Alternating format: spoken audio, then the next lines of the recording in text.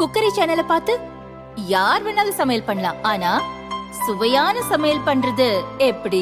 நான் இதயம் நல்லெண்ணெயில சமையல் பண்றேன். ஆஹா ஓஹோன்னு பாராட்டுறாங்க. நீங்களும் இதயம் நல்லெண்ணெயில சமையல் பண்ணுங்க, பாராட்ட வாங்குங்க. தினம் தோறும் வாங்குவே இதயம் இதயம்.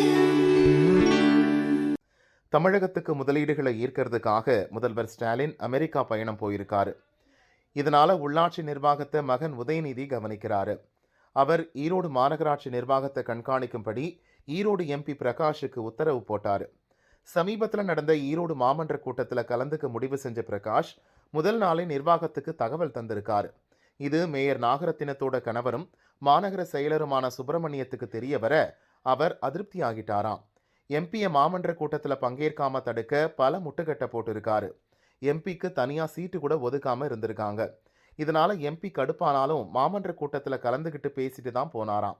அதோட மாநகர செயலரோட முட்டுக்கட்டையை பற்றி உதயநிதி கவனத்துக்கும் கொண்டு போயிட்டாராம் எம்பி பிரகாஷ்.